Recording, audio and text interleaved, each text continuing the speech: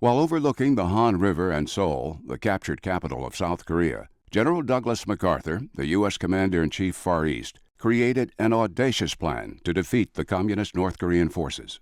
If I only had the 1st Marine Division under my command again, I would land them here and cut the North Korean armies from their logistic support and cause their withdrawal and annihilation.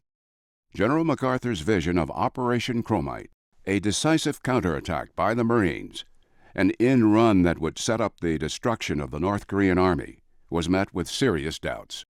Chairman of the Joint Chiefs of Staff, General Omar N. Bradley. That would be the riskiest military proposal I ever heard of. Aware that the Joint Chiefs of Staff had recently ordered the amphibiously trained 1st Marine Division to Korea, MacArthur pressed on with his plans.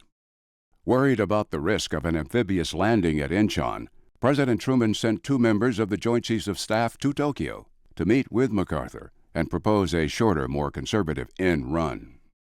No Marines were invited to this top-level conference. The critical task of representing both the Navy and the Marines' vital interests fell to the prospective Amphibious Task Force Commander, Rear Admiral James Doyle. As the Navy's expert on amphibious operations, Rear Admiral Doyle sought to warn MacArthur of the daunting risks and obstacles associated with a landing at Inchon, and to propose an alternate, closer, and safer amphibious objective. The amphibious landing is the most powerful tool we have. Yes, sir, it is. But any amphibious landing is an operation of many details, interlocking and interdependent, each of which has to be performed successfully or risk jeopardizing the entire operation. I realize that Inchon is a 5,000 to 1 gamble. I'm used to taking such odds. As my staff will show, a thorough examination must be made of the enormous technical hazards. We drew up a list of every natural and geographic handicap, and Inchon had them all. The worst thing is the range of the tides. It's one of the most dramatic on the planet. But an LST drafts at least 29 feet, and its speed tops out at 8 knots. Looking at this part of the approach channel, that's not even enough room to turn a ship around in. God forbid one was hit and foundering.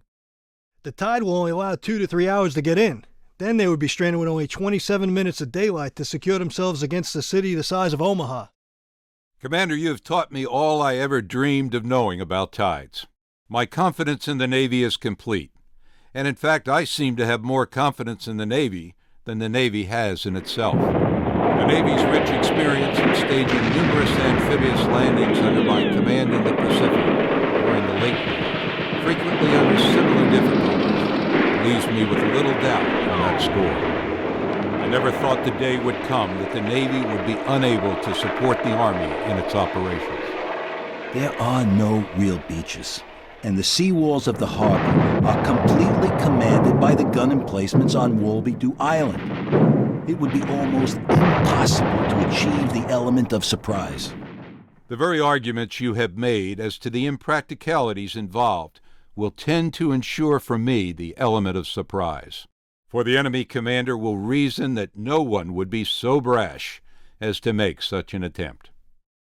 While all the senior commanders in the room and in Washington agreed to the need for a major amphibious landing behind the Pusan perimeter to break the North Korean siege, they believed Inchon to be too great a reach, too great a risk. Army Chief of Staff General Lawton Collins. Now down here at Kunsan, the conditions are favorable to a landing. From a beachhead there, the troops would be positioned to strike at the enemy's rear. It would be an attempted envelopment which would not envelop. It would not sever or destroy the enemy's supply lines or distribution centers, and therefore would serve little purpose. The only alternative to a strength such as I propose will be the continuation of the savage sacrifice we are making at Pusan, with no hope of relief in sight. Are you content to let our troops stay in that bloody perimeter like beef cattle in a slaughterhouse? Who will take responsibility for such threats? Certainly I will not. Gentlemen, your viewpoints have been magnificent, and I respect them highly. However, I am the responsible commander, and will take the responsibility. We shall land at Inchon, and I shall crush them. Keep your heads down. Lock and load. Okay, there comes the seawall. Brace yourself.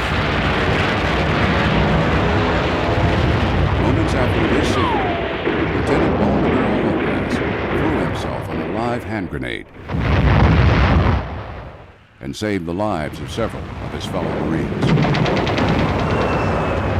Lieutenant Lopez was awarded the Medal of Honor for his actions.